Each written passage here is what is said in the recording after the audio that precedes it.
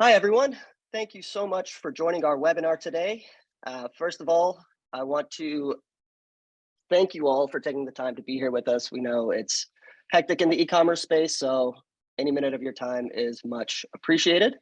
My name is Anthony Michael, and I will be your moderator today as we discuss ShipStation and Jitterbit's newest ebook, The Merchant's No Nonsense Guide to ERPs. Excuse me. Joining us today, we have Ken Fike, Head of Enterprise Technology Partnerships at ShipStation, and Ron Wastall, Senior Vice President of Global Business Development at Jitterbit. Before we get started, and I let the guys introduce themselves and tell you a bit more about themselves, there will be time for Q&A at the end of the presentation, so please feel free to submit your questions at any time into the Q&A box located below. We really encourage you to submit your questions, and we will answer as many as possible at the end. All right, so let's get started. First and foremost, Ken, Ron, would you mind telling the audience about yourselves a little bit? Ken, you're on mute.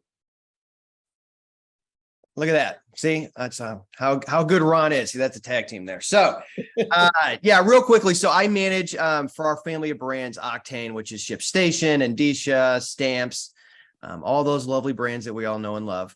I work with mainly ERP partners, the integration partners like Jitterbit, and EDI partners to help our merchants being able to scale their business, grow correctly, get all the marketplaces orders, all that fun stuff that they need to succeed. That's where the partnerships side that I manage comes in. And so obviously that comes with working with Ron as well. Thanks, Ken. What I do at Jitterbit is I basically manage the partner program as well as the relationships, both globally and in region, to help people kind of integrate with key categories. So ShipStation, obviously leader in the shipping market, but also with the ERP vendors, which we're going to be talking about a lot today, but also CRM vendors, e-commerce vendors, 3PL, et cetera, EDI vendors, et cetera. So have a lot of experience, over 20 years in the integration space, integrating to the major application providers. Excellent stuff. Thank you both for being here and for joining us. Looking forward to hearing what you all have to say. All right, so with that, I think we can get started. We have an excellent agenda for today. If you haven't checked out the ebook, that's primarily what we're going to be talking about. But to give you an idea, we'll be looking at things like, what is an ERP? Just clearing the air on that subject. How does it work? Which ones are available? And then more importantly, how to integrate an ERP with your tech stack, how to choose an ERP, and how ERP kind of mingles and plays with all of the other types of technologies that you're probably employing in your business. So let's get started with a poll question. Does your business currently use an ERP?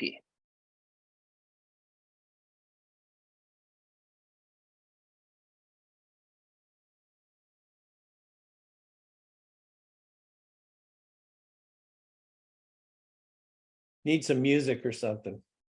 I thought about that. I was just thinking that. The Betty Hill theme song. We'll give it 30 more seconds here.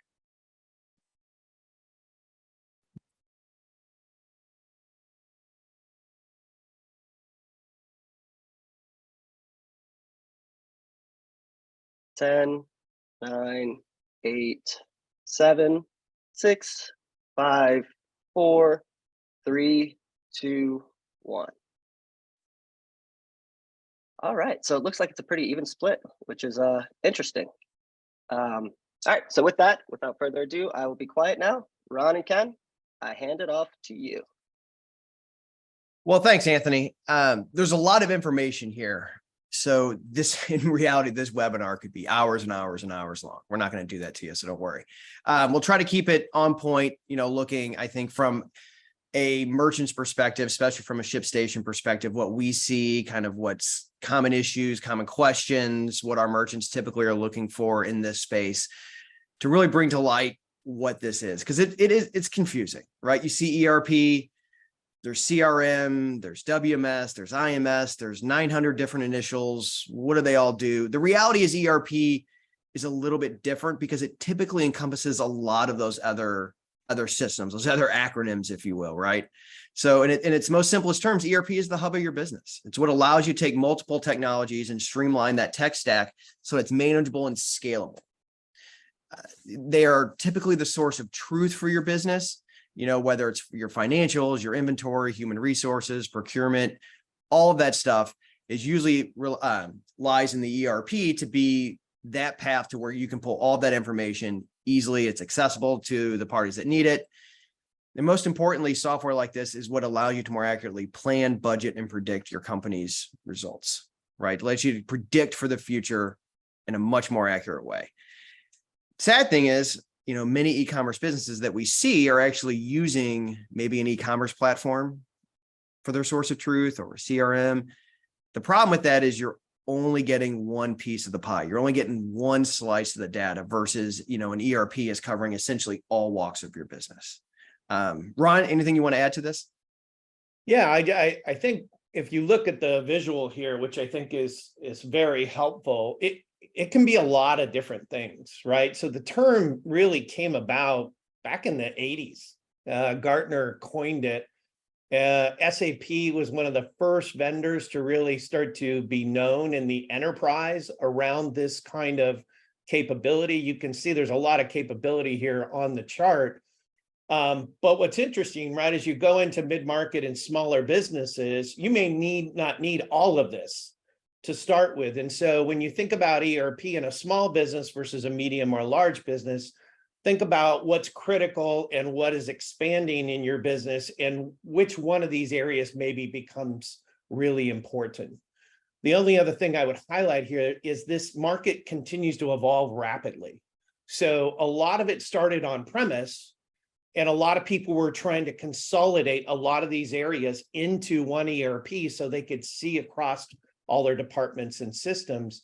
But what's happened with cloud is things have started to move, and now applications are being rewritten, ERP systems are being rewritten into the cloud. And so a lot of these things are changing rapidly. So that's why I think sometimes there's confusion, is because you have classic ERP on premise that's been out there for 20 years, and then you've got a lot of changes and evolution going on in ERP in the cloud.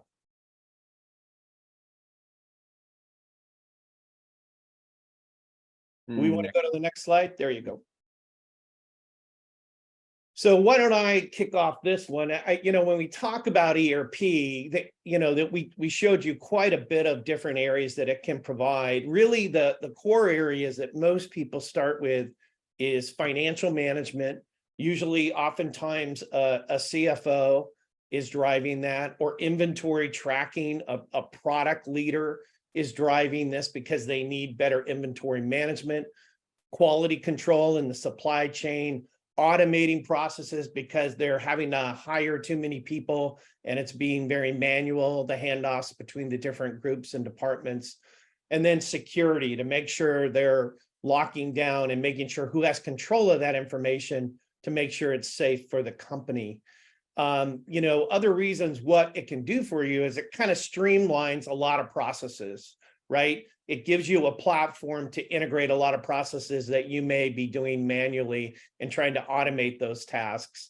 It gives you better visibility into the information because you have now a holistic view of, let's say, the demand chain and the supply chain, so you can see what's happening, better reporting, better collaboration then across departments and groups.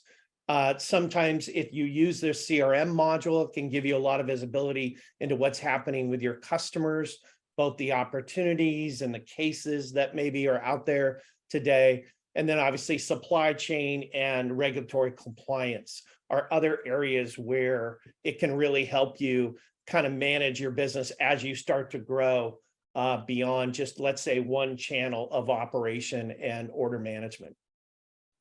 Anything to add, Ken? Nope, I think that summed it up perfectly.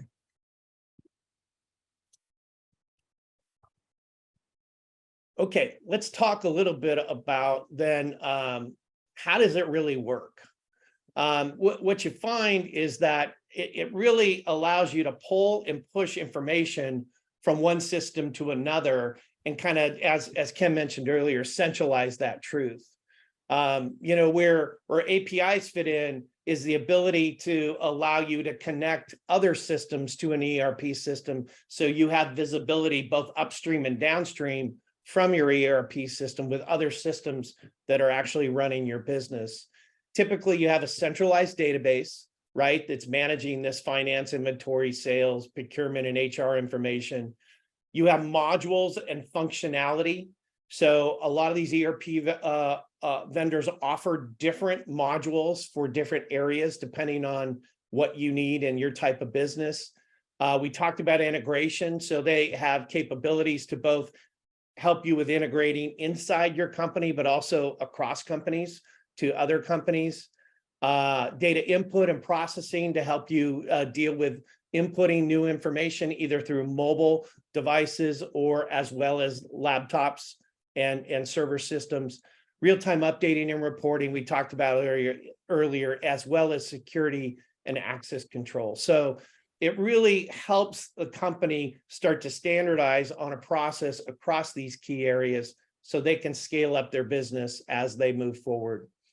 Ken, anything to add there?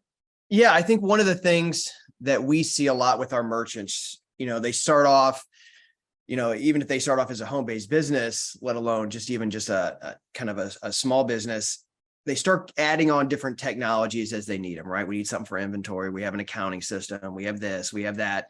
And all of a sudden you start to realize none of these systems are talking, right? So you're getting data points all over the place. It's hard to measure all this stuff. So if you look really at a core function, I think of an ERP is really to take all of those systems and get that number down from like 10. Can we get it down to like 2 or 3? There's always going to be certain things that just you're going to always use because of your business and how you operate, but you can streamline a lot of those. And what's also nice about, in terms of looking at from a perspective of how this all works into your workflow, is thinking about it from, an employee standpoint, right? You don't want to have someone that maybe does your accounting using something completely different, someone in your warehouse doing something different, someone in, in HR, procurement. All these people are using different systems. None of them are talking. They can't see data back and forth. You're just going to have a lot of problems, right? I mean, just even from a supply chain issue, like there's not a lot of visibility there, so people can't plan accordingly. That's when you get low inventory or too much inventory. I mean, you really need something that's working in concert with your business to allow you to scale, right? And that's what an ERP does at a high level. So. All right, let me take the lead on this one. So what is an API? I'm sure most of you that have been around have heard the term API, but you may not know of its origins and why it's so important. It really came out, a little more than 20 years ago. It's been longer than that, but it really started to take off when the internet took off, because APIs started to become more standardized. Things like SOAP and REST became the ways of how web applications started to talk to each other, as opposed to previous more proprietary APIs. And so it really started to allow people to connect across, not only across companies, but across their own applications and even within their own applications. So there's a famous quote by the Amazon founder, that he told all his developers back in early 2000 that if they didn't use APIs to build applications, they would be fired.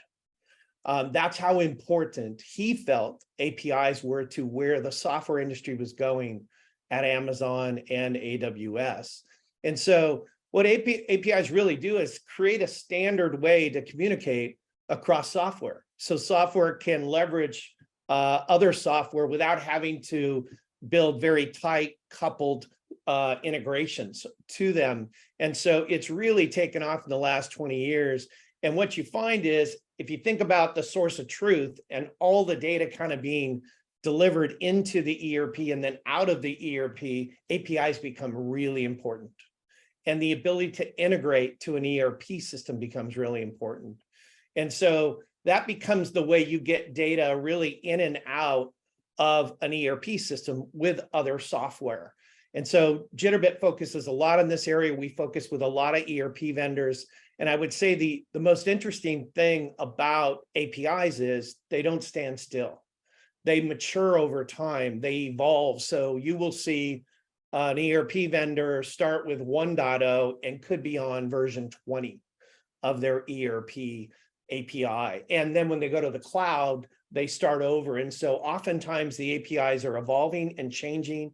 And so one of the key things to be aware of is that your integration capabilities are directly related to the API's capability to integrate to it. And those are evolving capabilities and standards that are happening out there today.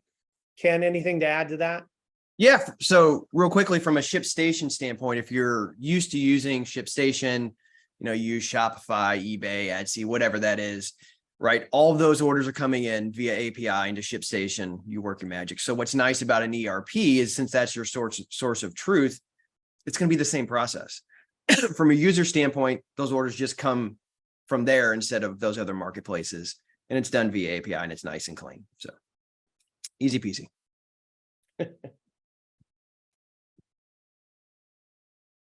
All right, you want to take the lead on this one? Apologies. A little bit of a cough there. So this is an interesting question that we get all the time. So when is it time for an ERP? And it's a big decision in your business anytime you're looking at technology. What I would tell you is the time is now. I don't even need to know realistically where your business is at. I can tell you ERPs traditionally used to be, hence the name, for enterprise or at least mid-market companies. That has all changed.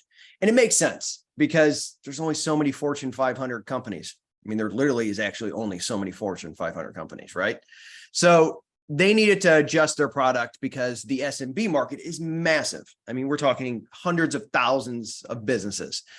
So there's an old adage in sports that it's better to trade a player a year early rather than a year late. And it makes sense because in this case, it's a lot easier to grow into that ERP than it is to make a massive change and have to have everyone adjust in your business.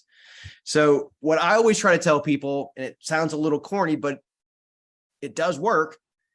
Take a step back, look at where you're at, where you want to go. Where do you really see yourself in 3 to 5 years and maybe 5, 6, 7, 10 years? You're going to need certain pieces of technology to accomplish that. So as you're doing this, you need to start thinking, do I want to have 15 different pieces of technology, right? That all trying to tie together? It doesn't scale well. So in most cases, that's where an ERP comes in.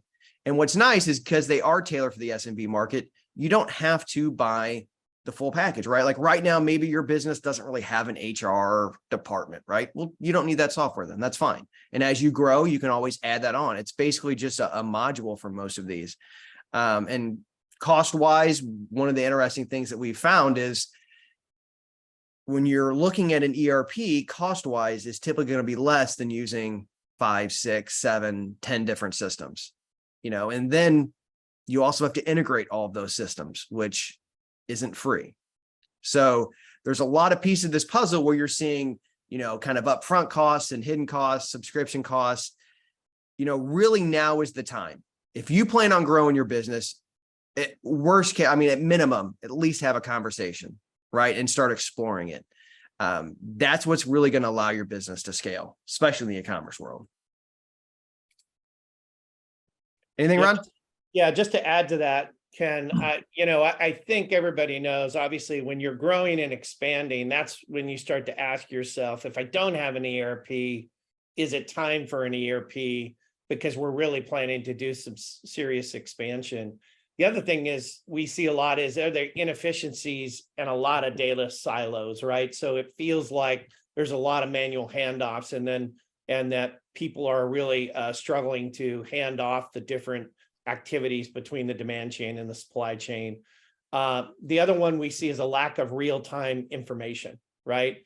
Everything's kind of batched and very slow, and they really need more better information as far as up-to-date what's going on with inventory, let's say across multiple channels and things like that. And then reporting demands. A big one we see is that if compliance starts to come in and reporting is key, oftentimes people will move to to the ERP system as well.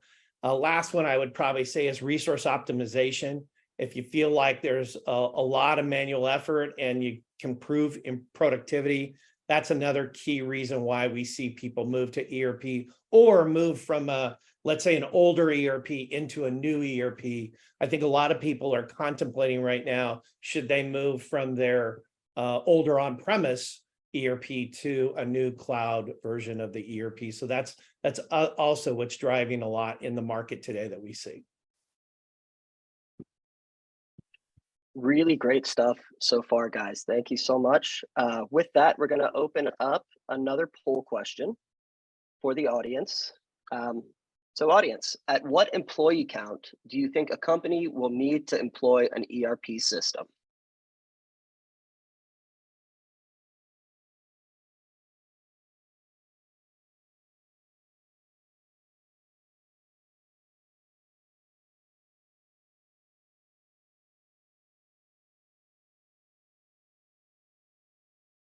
Pretty split audience so far. We'll give it another 20 seconds.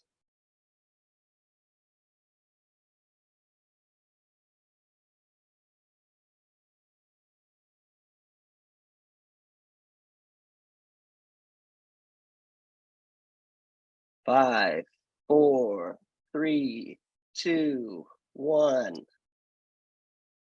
Interesting. So 47% think that an employee count of 50 plus is when a company should employ an ERP system. 40% said 10 plus employees, and 13% said 100 plus employees. Nobody answered 500 plus. So well done. Good on you. As Ron and Ken said, the employee count has gone down. The size of the business is not so, it's not necessary for it to be an enterprise business anymore for the company to benefit from employing an ERP. So with that, Ron and Ken, I'll hand it back over to y'all.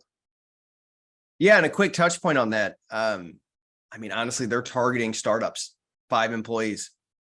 And it makes sense, especially cloud-based ERPs. You can get them up and running, pretty quick compared to an on-prem. So, when we look at what are available, there's 2 main types. There's cloud, right? I think at this point, almost everything we use is on the cloud. And there's on-prem. On-prem is typically going to be either older systems or more enterprise systems, especially for the security piece of this. The bulk of ones that you're going to see out there in terms of popularity are really going to be cloud ERP systems. And so from an Octane or ShipStation perspective, we partner with what we would say are the best in breed, the most popular ones that we see from our merchants, essentially on a daily basis. We work very, very close with these different publishers, from a technology standpoint, and even just making sure all of our systems play nice and, all the info that's going back and forth is what's needed in both systems. Ron, anything you want to throw in? Yeah, I'll just say that, Ken mentioned these are typically ones ShipStation work with. We also work with, I would venture a guess, at least 25 to 30 different ERP systems we've integrated to. It's very common for people to start or think about integration with ERP. And so if you're thinking about someone that doesn't fit in this particular list, let us know, because we think we can still help you integrate to those systems. And the one other thing I think that we kind of should highlight here is this idea of on-premise versus cloud. One of the reasons things are moving so much faster is because you can turn on and provision new applications so much easier in the cloud than you can historically on-premise. But the ERP market historically has not moved as fast to the cloud as some of the other categories like CRM or obviously e-commerce. And so therefore, a lot of companies are sitting there going, can you help me integrate to on-premise ERP with my cloud systems, right? My CRM, my e-commerce, my ShipStation. And the answer is yes, that it is very possible. And we work a lot with companies that happen to integrate older ERPs with potentially new ERPs in the cloud, as well as applications like CRM, e-commerce that are in the cloud as well. So just should be aware that it is not uncommon for us to help people integrate and migrate to the cloud across their different application portfolio.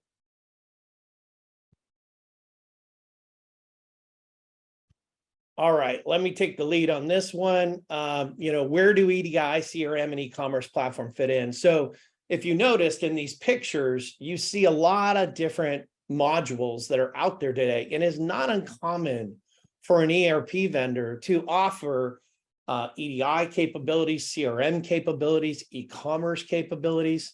And so it may be confusing. Why do I need to integrate these things if the ERP vendor does all these things? And the answer is that it's very rare, we find, that companies have actually purchased every single module and only run an ERP vendor's application for all their departments and all their application needs. It is not unusual, especially when you get into companies of 100 employees to 1,000, that people have over 100 applications that they need to integrate, not just one, right? And so the idea here is that as you think about your ERP environment and which modules you plan to use, always think about which modules maybe you plan to use a best of breed over an ERP vendor specific module, but you want to integrate that. And that's why we do a lot of integrations with ERP to EDI, obviously to big retailers, so we can share information both with the retailers and the manufacturers. CRM, if they have their own sales team as well as do e-commerce, so that's not unusual to be integrating across those systems, as well as other applications like 3PL, and obviously a specialist and an expert like ShipStation. It's not uncommon to integrate a lot of these modules that may be part of ERP, but people have chosen best of breed for a variety of reasons on why that particular module needs to be integrated as opposed to purchased from the ERP vendor directly. Ken, anything to add to that?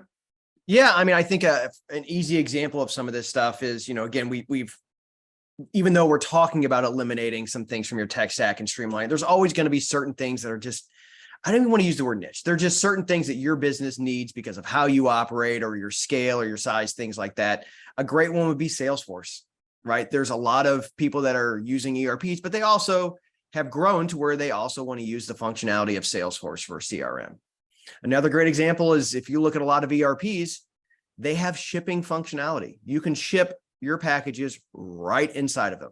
Now, side note, we power most of that for a lot of them, but there's way more customers that also want to use ShipStation, right? Because their business just needs that kind of automation and scalability that ShipStation offers. So it is going to change. So, but again, can you get from 15 to like 6, or 16 systems to like 4, right? That's the goal of a lot of this. So next slide. So EDI. So this one, weirdly does get confused with ERP sometimes, I think, because they both begin with E. Completely different things. From a ShipStation standpoint, really, not to make we could do a whole presentation on EDI, but really what this is these are typically your big box retailers that you want to sell on, right? Your Home Depots, your Lowe's, Costco, things like that. They require a standardization of what information is being sent. It's an older technology. Some of it is moving to APIs, but if you're not familiar with it, it's all the different forms, the invoices, the order, the payment, and all that kind of good stuff. And it's done a very specific way from a retailer perspective because they don't want to have, thousands of people sending them random invoices all in different formats.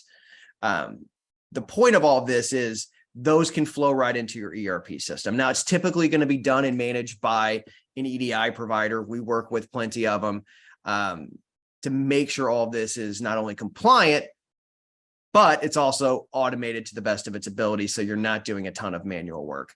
But again, all of this in terms is really going to take place inside of the ERP. And from a ShipStation perspective, those orders, once they hit the ERP, they flow into ShipStation just like any other order, right? And it gets translated. It's good. It's fast. You can automate that process. But just want to make you aware of it because especially as you scale, you want to be able to sell them all these processes. There is more to this. Ron, anything you want to add?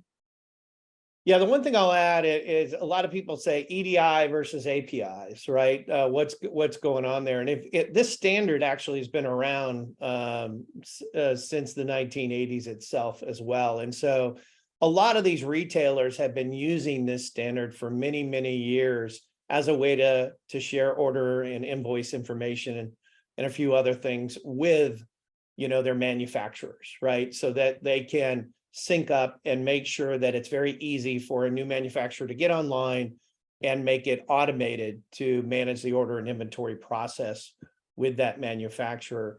The interesting thing about APIs, and many of these vendors are experimenting and choosing to use APIs in some situations, but the EDI is such a standard that it's the easiest place to get started for a lot of companies. So it is still a very big standard. We are an EDI provider that can do that integration, and we still see a lot of demand for it. But we also see certain vendors on this chart adding APIs as an option. And so plan on maybe even using multiple integrations and multiple interfaces. Many may start with EDI, and eventually, if they get big enough, they may move to APIs, depending on the functionality they may need from that vendor to work with them and integrate to them.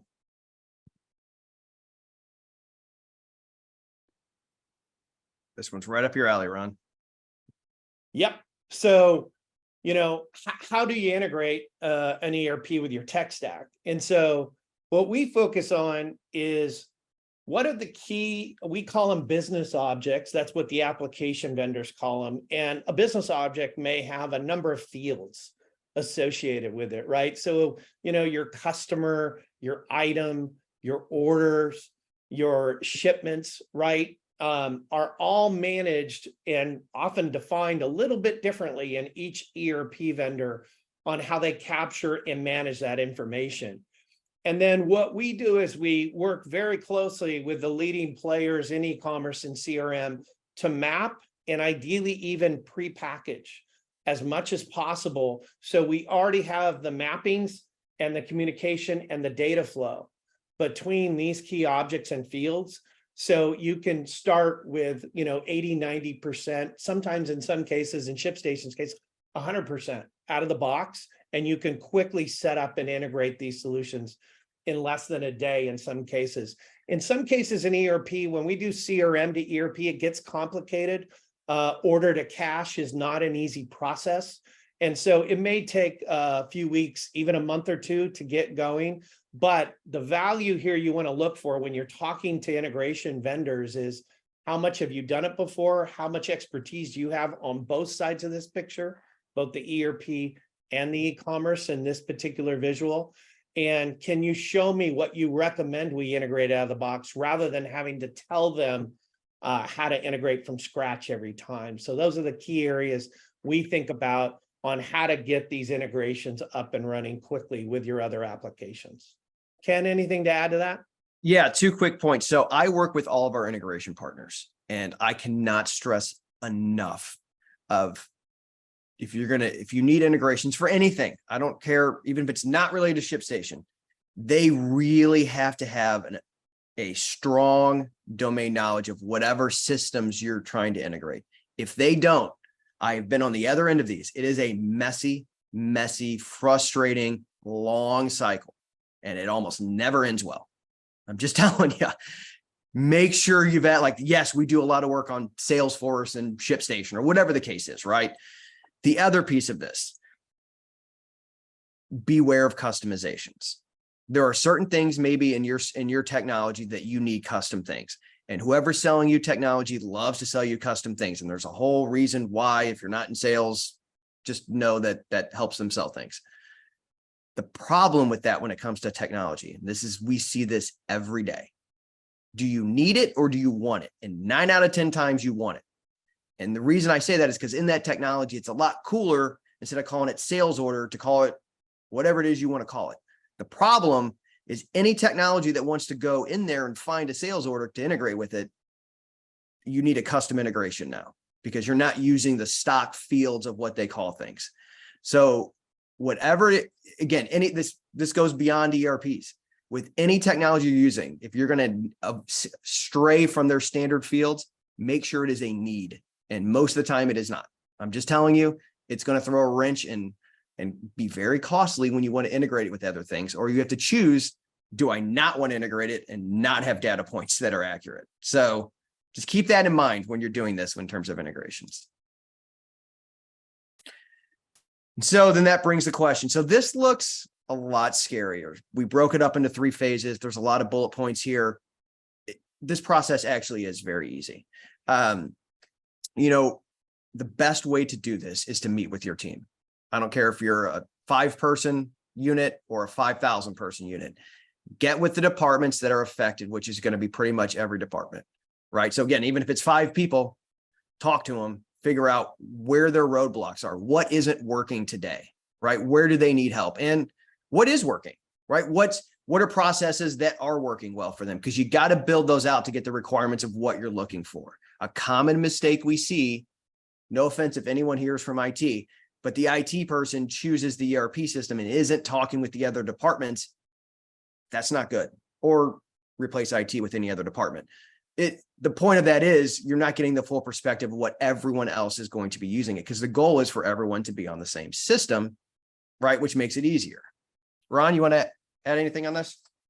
Yeah, the one thing I would add here is that, as you can tell, this is a pretty important decision to make. And so I would encourage you to ask for case studies from the ERP vendors that fit your size of company, experience, industry area, because, a lot of this technology can look pretty amazing when you get demonstrations and things like that. But the key to this a little bit, as you can hear us, is that, one size does not fit all here. Certain solutions are better fits for smaller companies and certain industries and certain experience. So I would encourage you to make sure, and even ideally talk to a few customers that are like you about the learnings, the good and the bad and the ugly, because oftentimes these projects are not easy, but they're well worth it once they're live and going. But, people can give you a lot of advice on what to look out for and things they would do differently, maybe if they implement it again. Yep. So this one really is simple. Take all that research and actually set up demos. So these demos are going to be a little bit more involved than, if you're looking for a new blender, right? Like these are big decisions. These are, just so you know, churn is measured in decades for ERPs. People don't switch them very often. It's not like switching, your internet service. Like there's so many pieces here. It's a major decision. It's a capital investment. You want to make sure you're doing your due diligence. And part of that, again, is not only the first step we mentioned, but also getting in deep with these demos. They love giving demos. They will give very detailed demos. They have sandboxes you can play around with to work on a lot of this. Do your due diligence, right? And then you take all that information that you've gathered through here and see which ones, another piece of this is what technologies, what modules are going to use from them, which ones are you going to carry over. We'll get more into that on the next slide, but start thinking about this stage of where it's going to solve the most of your business needs. Ron? Yeah, the other thing I would suggest is not only let them demo, but test out and use the product yourself, right? Think about the different roles that are going to use that product in the company and test out what it's like to find information, test out what it's like to input information, and test out what it's like to report on that information, because then you get a pretty good idea of what it's going to be like to use that system.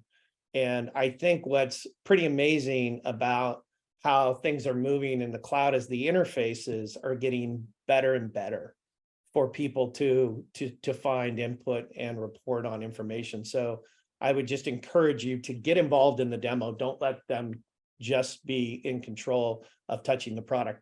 Have people touch the product and understand the experience they're going to have. And this one is simple. Once you have test driven it and you've got feedback from all the different groups that are going to be using it, so everyone understands it, and kind of just even following from what Ron said, and I don't know if anyone else besides me has had this experience. There's nothing worse when you change technology than have to change technology and then change technology and keep learning different stuff.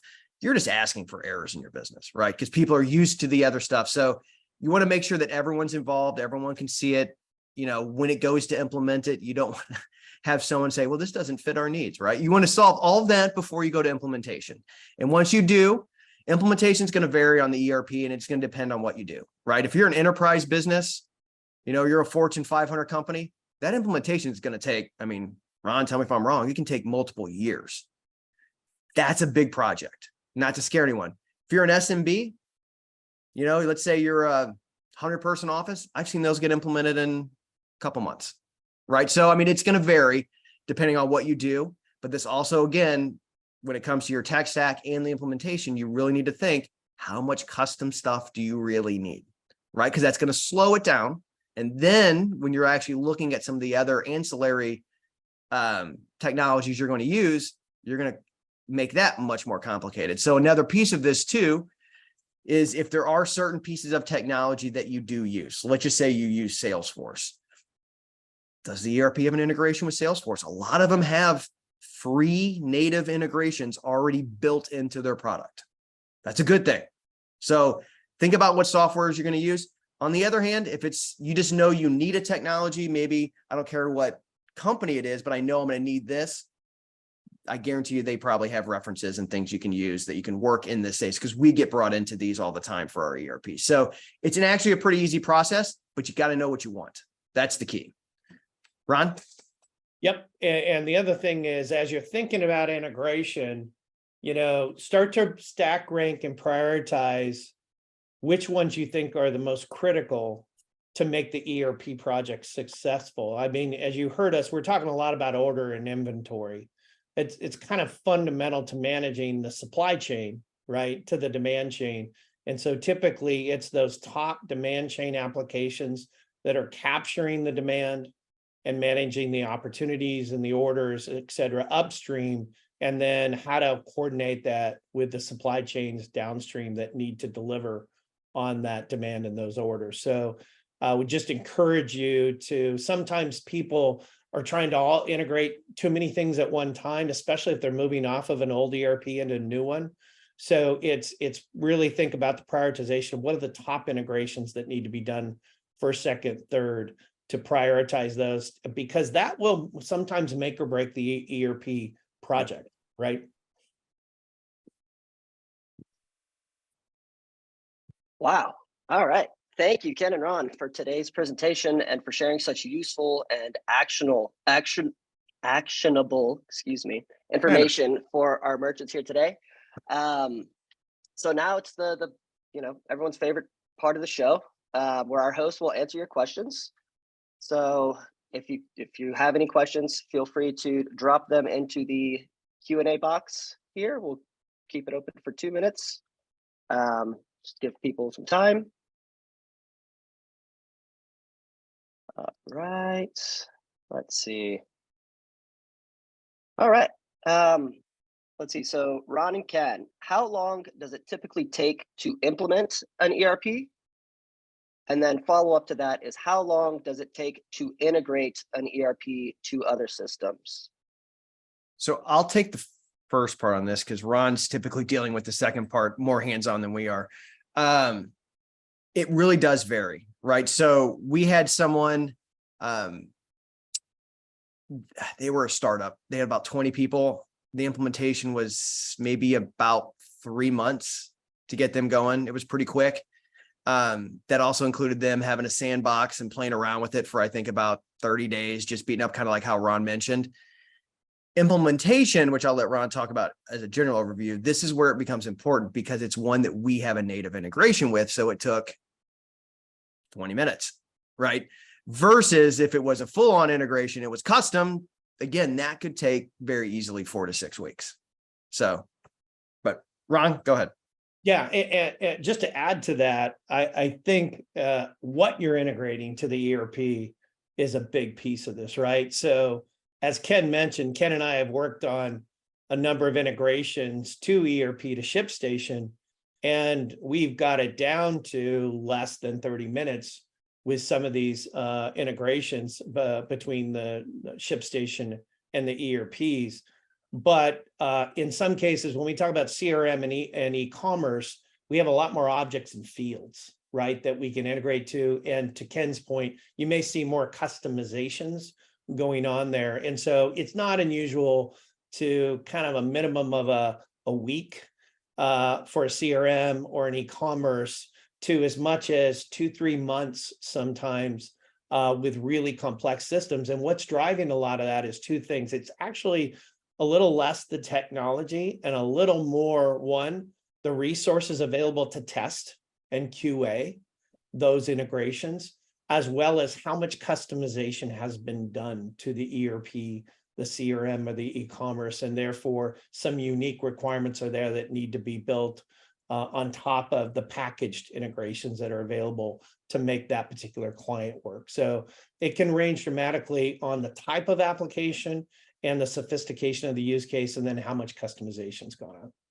And just to throw one more in, because that people don't think about as much is the system you're buying, whether it's an ERP or anything else, does it have an actual open API or an API that can be called? Because if it doesn't, it's really, really difficult to integrate with. I mean, it's either going to have to be done internally by whoever owns that technology, which the odds of that happening are about the same as you getting struck by lightning and bit by a shark in the same day. Or it's just going to be kind of not a great integration. It'll be better than manual, but not much. So be mindful of any system that doesn't have an API that someone can call. Otherwise, you're gonna struggle with it. And I know that because Jitterbit helps us with those. So. Yeah, just to add to that, the API maturity. So we see APIs that are 2, 3, 4 versions in, and we work with API and application vendors that have version 50. That ought to tell you the level and effort that goes into APIs and their evolution over time. When you know someone's on version 50 of their API, it means they've learned a lot about how letting applications and integrations talk to each other. When somebody's early on, they're still learning what are the key things that people are trying to integrate to their application. Yeah. Interesting stuff. Yeah. All right. And I think this is a perfect segue into the next question. So how expensive are ERP systems? That, again, is going to completely vary depending on what you use in the publisher. I would say there are some major players, and I don't like to price quote for these people because they're also partners of ours, but there are some major names in the ERP world that you can get for 15 grand. And then there are some that are definitely smaller, even more modularized, that you can get for a couple $100 a month. I mean, so it really does vary. Now, again, you could be a very large company like an Anheuser-Busch that is probably spending millions, right? Definitely very complex. So it can vary, but from an SMB standpoint, it really just depends on what you want to use, but they are cost effective. Yeah, just to add to that, we talked about modules a lot today. There are a lot of modules in ERP that, some are included as the standard core package and others are add-on modules. And so I think the price depends on a lot of, do you plan to add on any modules, or are you just going to use the core out of the gate? And then the size of your company and the sophistication. We keep talking about the word ERP, and E stands for enterprise, right? It is not unusual for some of the largest manufacturers in the world to spend maybe close to $1 billion on their ERP if you add up all the systems integration work that's going on in Nike, let's say, or something like that, right? So the level of sophistication is all about the level of the sophistication of the business, right? And so I think Ken gave you some good starter prices of what's going on. But, as we talk to a lot of you out there, merchants that are looking to grow, it all depends on how fast you're going to grow. Your multi-channels start to really change the game. And obviously, if you go outside of the US, that starts to change the price because international compliance issues. So what you're going to see is a big range, but Ken give you a pretty good idea of what the starting price is to get going. And we would just encourage you, be careful to bite off too much too soon, kind of evolve into the larger packages. Really great stuff. All right, well, I think that is all the time we have for questions. So everyone who joined in today, thank you so much from all of us here at ShipStation and Jitterbit. Ron and Ken, thank you again for all of the wonderful insights. We hope all of this was helpful to you all. If you haven't already, please feel free to download the Merchant's No Nonsense Guide to ERPs. I could not get that out today. The link is there. It's shipstation.com/ebook/merchants/no/nonsense/guide/2 Wow. /ERPs. Yeah, that was lengthy. And then to learn more about ShipStation and Jitterbit and how our companies can help your business, feel free to reach out to Ken directly at kenfike@octane.com and Jitterbit at support@jitterbit.com. And lastly, feel free to connect with Ken and Ron on LinkedIn. Let them know if you liked what they had to say or didn't. That's cool. All right, everyone. So with that, we hope you enjoy the rest of your day. The recording of this webinar will be made available. Yeah, thank you again. Happy hunting.